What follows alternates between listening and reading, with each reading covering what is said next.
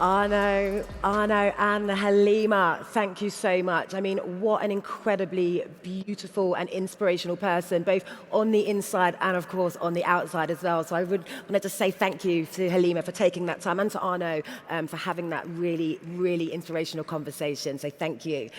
Well, our next conversation is an exciting one as we discuss something that I probably think crosses everyone's mind at least once in their lives: happiness, passion, money. Should you choose between pursuing your fashion and seeking financial stability? Where does happiness fit within all of that?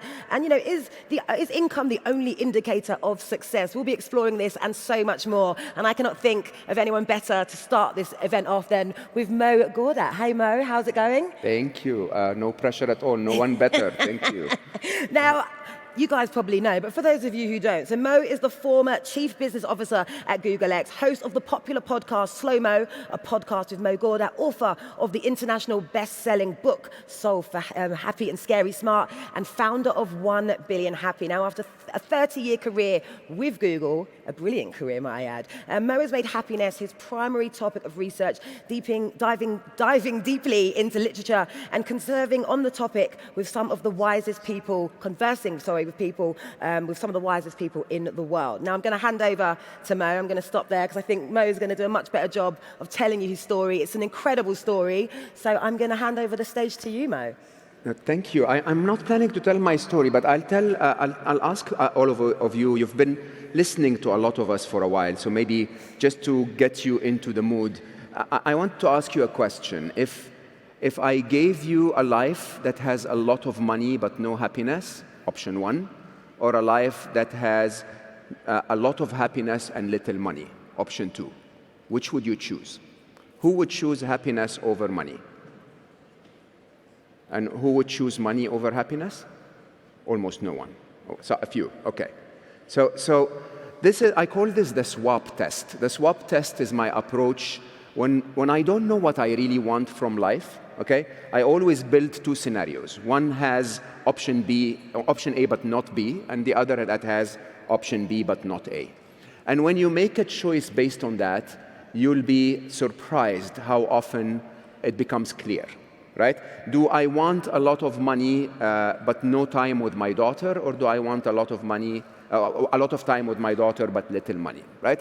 If your choice, I normally say, assume that God is not very generous today and He's only going to give you one or the other, what would your choice be? Now, when we know that, we realize that for most of us, happiness is the ultimate goal.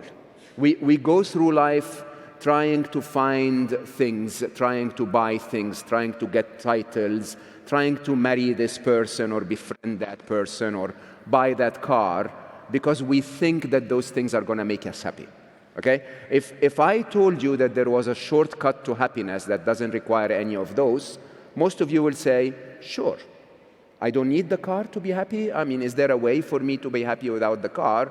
And if I say yes, you'll say, I'll take it, no problem. I'm just buying the car to be happy. Do you understand that? Now, the challenge we have in our modern world is that we've been lied to. We've been lied to by an industry that is called advertising, okay? That basically gives you a can of Coca-Cola on the screen and says this will make you happy, okay? How many of you have ever been feeling not so great, a little bit unhappy, and then drank a can of Coke and became happier? Rarely ever happens, right? There is no inherent value of happiness in Coca-Cola. They also tell you that interesting exotic vacations will make you happy. Okay? And yes, you go on an exotic vacation, you're a little happier than normal, but then it doesn't last. The minute you go back, happiness is gone. And the question really is, if happiness doesn't last with those things, then what do? We keep injecting ourselves with more and more and more of these. Right? So one car makes you happy for a day, a year, and then you need another one. This partner is making you happy for 5 years, and then you need another one. This vacation is making you happy for a week, and then you need another one. And that's not a sustainable way of finding happiness. Now, I believe that happiness is highly predictable. Happiness is not a question of getting what you dream of, the question of enjoying what you have. Okay? And the problem with most of us is if we don't learn to enjoy what we have, it doesn't actually matter at all what I give you, you're going to end up being unhappy. Okay? There are massive studies across the world of communities, for example, like Scandinavian countries, where the quality of life, which is measured by something called subjective well-being, is the highest in the world, and yet suicide rates are still some of the highest in the world. Right? So basically, people are given everything, and they're still unhappy to the point that they commit suicide. So I will ask you to do it the opposite way. If I gave you $1 million tomorrow, okay, just $1 million to every one of you, I'm very generous today, right? And I asked you to spend that $1 million, you're gonna spend the $1 million, interestingly, on what? On experiences that make you happy, right? Yet, if I gave you another asset that's more valuable than $1 million, interestingly, you're gonna spend it on making $1 million. So the only asset that we come to life with, I was talking to Stephen about that in our last conversation, the only asset you come to life with is minutes. You recognize that. You come to life and the counter is pushed and your life starts to end. Okay? Whether you're going to live 70 years, you're going to live 50 years, you're going to live 90 years, it's just going down as we go along. I think in this part of the world, we all know that your date of death is determined. Okay? It's part of your fate the day you will go. So if you were given 70 years, multiply 70 years by 365 days by 24 hours a day, by 60 minutes an hour, and you get a number, and that's the only bank account you get. And what I find funny is that I give you that bank account for free the day you are born, and what do you do with it? You keep spending it trying to get money, thinking that you can translate that money later, exchange it into happiness. How dumb is that? Interestingly, huh? If I am given minutes, I'm going to use my minutes to find happiness. And there are simple things that we can do every day to find happiness if we tended to believe that happiness is not found in the money that we chase, that the money will come, enough of it to live. Okay? As I told you, if I gave you enough money to live and a lot of happiness, that would be the choice that you choose. One of those ways, there are many ways we can find happiness, but maybe today is not at least not for now until we listen to our next speaker. One of those ways is to live a life of passion. Interestingly, very few of the people I know in life live true to their passion. And true to your passion is a very interesting approach. I've learned this, believe it or not. I'm 55. I've learned it only this year. Okay? I've learned through the years of my life to consult my brain and then listen to my heart. This is the first year in my life where I actually decided to do what my heart tells me without consulting my brain. So when my heart tells me I feel passionate about doing something, try it once in your life. Try to say, okay, let me do it. If it's not going to hurt anyone else, I'll do it. Okay? If taking a week off from work is not going to hurt anyone else, I'll do it. If traveling to spend a week in Turkey is going to make me a little happier, I'll do it. If I can afford to, if I can do it without consulting my brain, that level of freedom, believe it or not, of course, other than silly things. If I want to binge watch Netflix for 16 hours, that's really not passion. Okay? But there are things in our life where you can actually look at it and say, I wish I could do this. I wish I could go on that walk. I wish I could experience this. I wish I could talk to that person. Okay? Send them a message without consulting your brain. And if you find that freedom to do this, over time you'll start to grow into experiences that are true to your passion, that are not just momentary, but that are the aggregation of all of those momentary experiences that can actually make up who you are. I think that's enough for now so that we can have a conversation. Honestly, I feel like I could sit here and listen to you talk. Your perspective on happiness is just so refreshing. So thank you for that. Now, our next guest needs no introduction, but I'm going to do it anyway. He's the founder and former CEO of the award-winning social media marketing agency, Social Chain. He built the group's 2 flagship companies, Social Chain and Media Chain, when he was just 22 years old, before taking his company public at 27 with a market valuation of £200 million. He's constantly communicating and offering advice through his top-charting podcast, The Diary of a CEO. I am, of course, talking about Stephen Bartlett.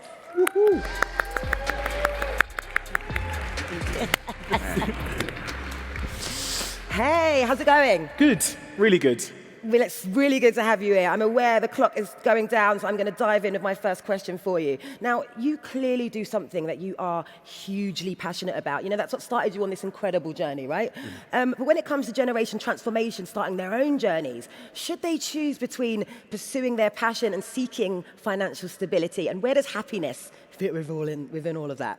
I don't think it's necessarily a choice of one or the other. I think when I was young, I had this really interesting experience when I was young, because I was 18 years old, I just left university.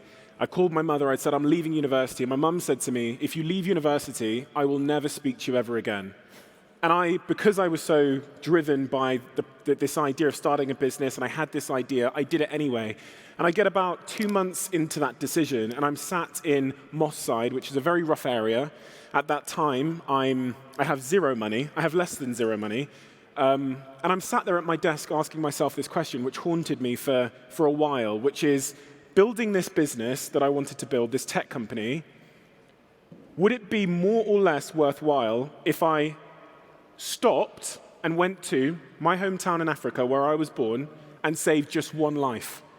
What would be more worthwhile? Building a company to enrich myself, or saving just one life in my hometown in Botswana in Africa?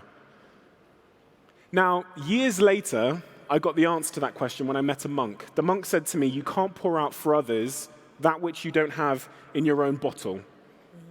Now, when I think about that, and I think about the decision I then made to focus on building the business and inadvertently building myself, what I did for the next 10 years is I poured into 5 buckets. And this is what I would be advising young people to do, and how they should be making their decisions when they're considering whether to do something in line with their passions or something in line with a certain profession that might pay them more. I poured into my bucket of skills.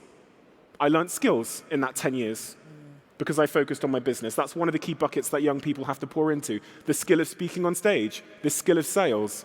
I spent 3 years working in a call center. That skill that I learned to fill that bucket has stayed with me every day since. I learned knowledge. That's the second bucket. I built a huge amount of resources for myself that I can now deploy against any challenge or objective I have in my life. I built a big network. There's not a CEO or someone of importance in my country that I can't call or get in touch with to do something. And the last and most important thing is I poured into the bucket of reputation. And now, at 30 years old, 10 years on from that moment, if I wanted to go back to Botswana, where I was born in Africa, and I wanted to do a project that might save lives, the amount that I have to pour out for others to achieve those objectives is insane. And it reminds me of a story my friend in San Francisco told me. He lives in San Francisco, and this man came running past. And this man stopped and said that he was building rockets and sending them to Mars. And Sean, my friend, turns to me and goes, it comes as no surprise, that man was Elon Musk. And I reflected on that, because if anybody else on planet Earth stopped you in the street that hadn't filled those buckets, reputation, skills, knowledge, resources, etc., and told you they were sending rockets to Mars, you would think they had lost their mind. But because he's filled those buckets, the world is his oyster. Yes. And I think that's the most important thing. Some of the jobs I've had in my life that paid me nothing are the single most valuable experiences and the reasons why I have the privilege of being sat where I am today, including filling that bucket of sales when I was 18. I love that analogy, and it was one of the questions I was going to ask you. You know, it's great being passionate and following something you do, but you need the skill set, you need other things that is going to bolster your position in order for you to move forward. So would you say that's pretty head and shoulders important? It's not just about being passionate, it's about collecting those other skill sets as well. We often frame life as like a binary choice. Do I pursue my passions, or do I do something that's going to enrich my skills? I think with all life, whether it's your fitness, your health, your relationships, you're trying to find the balance that makes you happy. Now, I wouldn't trade my happiness for something that's going to give me skills, but I would definitely try and be up to compromise on both to find a happy medium. And I think compromise is, as I've come to learn in my life to some degree, is really the pathway to your own fulfillment. So the great thing with passion, you know, when you start a business, and I say this to business owners, I say this to all of my friends, anytime one of my friends starts a business, I give them one piece of advice. I say there's going to become a day where any sane-minded person should quit, because everything is going to be stacked against you. I remember days in my company where it's payday today, we have hundreds of people to pay, and there's no money in the bank account. I remember days where we got hacked. I remember days when I had a meeting with a very important person to unlock my business, and they said, no, I think this is a bad idea. Those days are going to come. And the reason I tell people that is because I want them to know on that day, when it happens the first time, and then the second time, and then the 10th time, it's not evidence of their inadequacy. It's actually clear evidence that they're trying to do something that is difficult and probably therefore worthwhile. The thing that keeps you going on those days is the passion. Yeah. I'm wearing this thing on my wrist called a Whoop band. The founder of this built this company for himself because he wanted to solve a problem in his own life. It's now a $4 billion business, but he went up against Apple, Adidas, Nike, and all of them. The reason he persisted in the hardest, darkest moments is the same reason all entrepreneurs persist, is because they're solving a problem that they have to see in the world. Yeah. That's where passion plays a role, because I tell you what, if the challenge you're committing your life to isn't subjectively worthwhile, if it isn't a passion, then when things get difficult, excruciatingly painful, which they will if you try and do anything good in your life, you will quit, and you should. Who wants to do something that is difficult and not meaningful to them? Absolutely. That is in every psychological sort of study, the definition of like the pathway to despair and unhappiness. So. Yeah. So what about, you know, those people who have that passion, they have that drive, but sadly, you know, there's outside factors that just go against them. It could be social and economic. It could be mum and dad kicking them out of the house. It could be, you know, looking after baby. It could be so many different factors. How does that factor into the equation of happiness, passion, following what you want to do? Because sadly, that's not the path that everyone can follow. So what role does difficulty play in the difficulty you'll encounter as you pursue that dream you have? What role does that play in your happiness? In fact, it is your happiness. Would anyone here like to play a game, whether it's a video game, or a crossword, that was easy? And would you like to play that same game on the same level of difficulty every day? No, you wouldn't. I know this because I've seen the studies. In order for someone to be happy in their work, some of the things they actually need are, they need a sense of forward motion, and they need challenge. They need stress. And that's what I said about game psychology. If you're too far within your zone of comfort, you'll lose motivation. That's why games get progressively harder. That's why they have levels. If you're too far outside of your zone of comfort, there'll be so much psychological discomfort that you'll procrastinate and again become intimidated and therefore lose motivation. But we should all live just on that 1 foot outside of our comfort zone. That's where our happiness is. The other things we need to be happy in work outside of forward motion and challenge are a high sense of autonomy, which is control over your work. When people don't have control in their work, they get demotivated, depressed. And I read this staggering study about heart disease. People who have less control in their work have a higher occurrence of heart disease. And the last two things you need in work is you need to be working on, it goes back to our first point, a challenge that you yourself see as being subjectively meaningful. The work needs to be meaningful to you. And the most important thing you need in work is you need to be working with people you like in a supportive community. If you have all the other four things, you have a job you love, you've got control, you've got a sense of challenge, but you're working with horrible people, we've all been there. The job sucks. That is the most important thing. And especially in the modern world where there's been a decay of community and lives have become more digital. We run our businesses on screens. Community and connection have now gone up in importance in people's lives because there's less supply of that, but there's the same level of demand. Yeah, absolutely. I didn't know what to say then. I was just listening to you nodding Oh, you're so profusely, like, yes, yes. Mo, I'm going to bring you back into the conversation. I know you guys know each other. You've met, you've done a podcast together. Dare I say you're friends? How do you view the world differently when it comes to happiness? I know obviously we've touched upon your different views, but I just want to kind of put you head to head and tell me how you Me and Stephen? I don't differ from Stephen. That's a dangerous place to be. Actually, Stephen for Prime Minister, everyone. No, so the idea... Can I just say, I've learned most of my knowledge on happiness from Mo. So. I love what you said about passion. I think that the trick, though, is that sometimes we have false passions. Okay, I'll tell you my story. When I worked in the corporate world, and I co-founded more than 20 startups in my life, I believed, and I actually publicly announced it, and I said my passion is to help startups, young startups outside the Western world, build a technology that's as sophisticated as Google. It was a highly prescriptive, mission in life, and I spent 6 or 7 years of my life pursuing it. It wasn't my passion at all. It was the best of all of the options that were presented to me along my path. Do you understand that? So many of us get told what we should become passionate about by others, by the entire society, by our peers, by our parents, and so on. And I think the trick is, can you define your real passion? Okay? And I got to define my real passion, interestingly, with a nudge from life. Life was like, come on, give up on this. Okay, and this is really not your thing. When my wonderful son left our world, it was life telling me, you're lying to yourself. This is not your passion at all.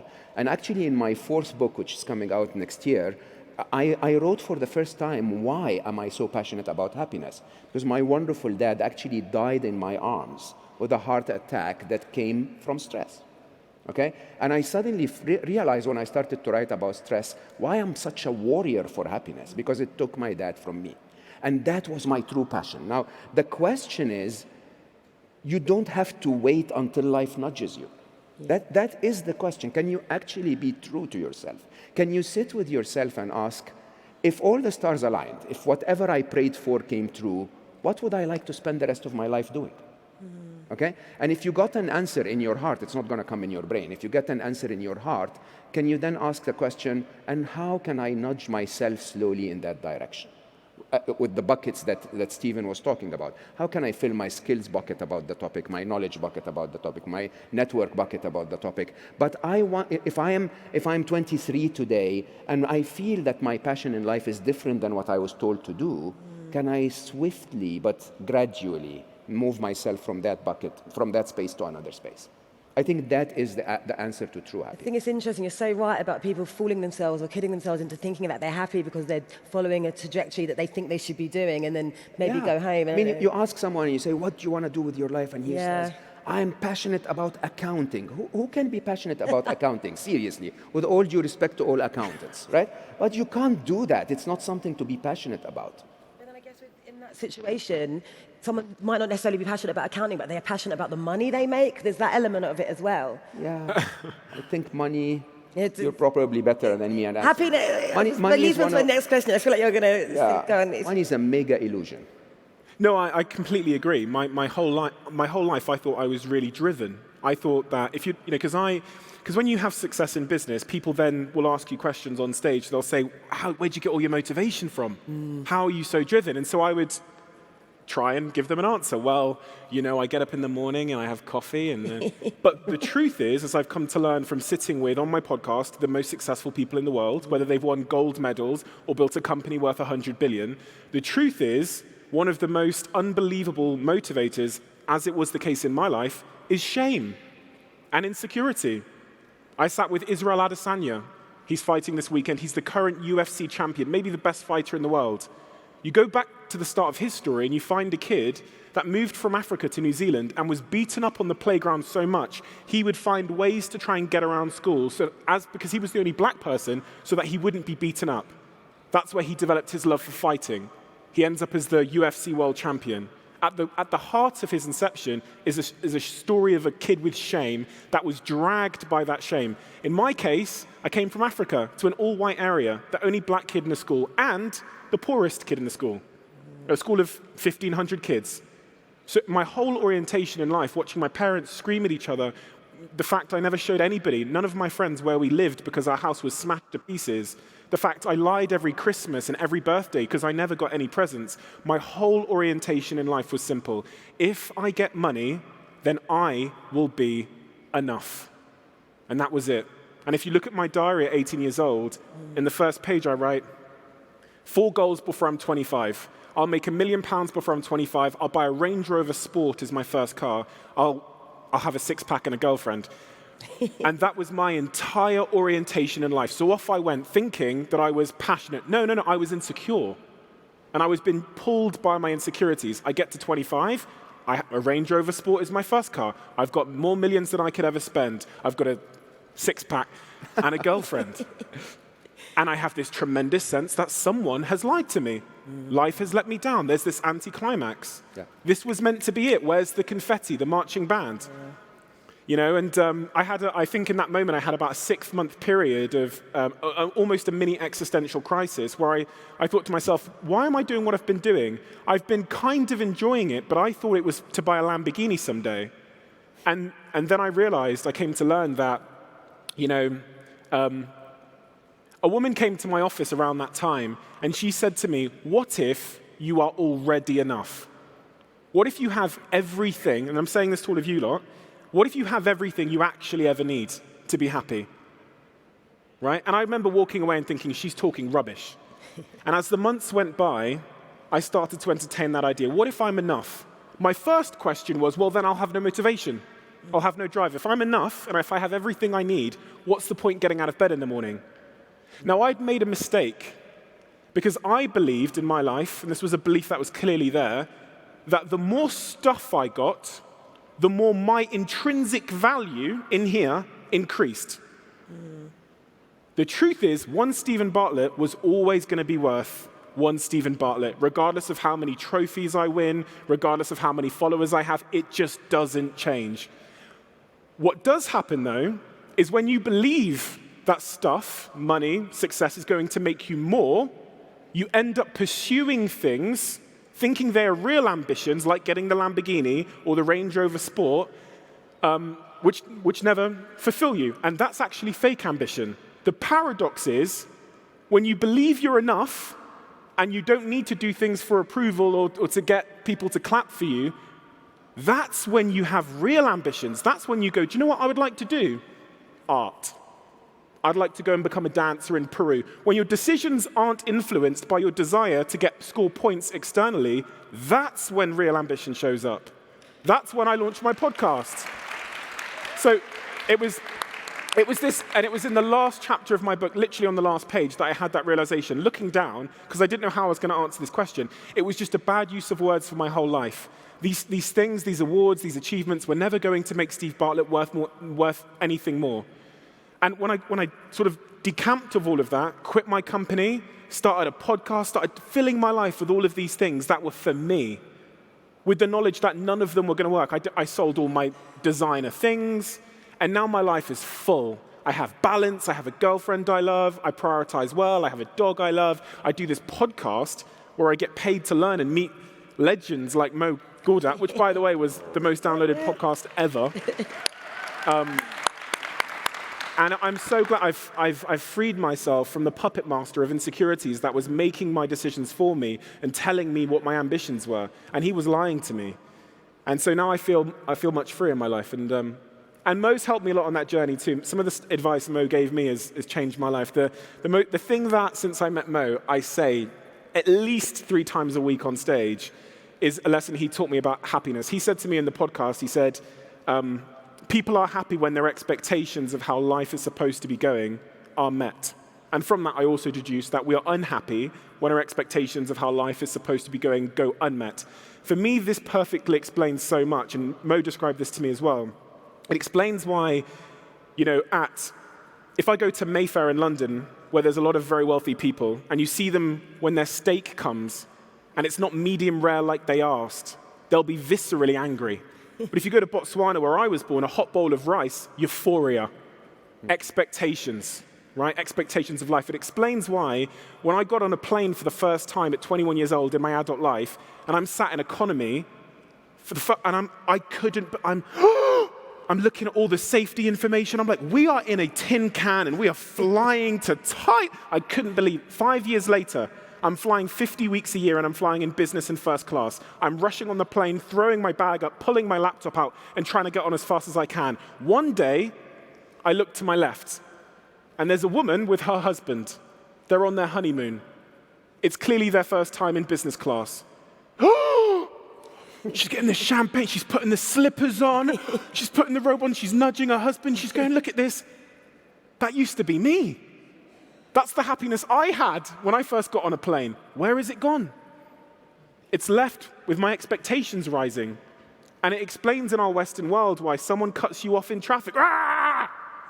But if you put someone in a car that's never been in a car for the first time, because of their expectations, they're going to find joy in the experience. We can manage our happiness, as Mo taught me, if we manage our expectations.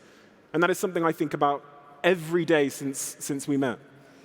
Honestly, guys, I could listen to you guys talk probably all day, but we have run out of time. I can't believe it. We've got so much more to get through, but that's absolutely fine. It's been really fantastic, don't you think, hearing these guys' personal journeys to happiness and just giving out some just great energy, great passion. And I hope you guys are feeling inspired from two incredible individuals who have earned their place on this stage. Stephen and Mo, thank you. Thank you so much. Thank you so much.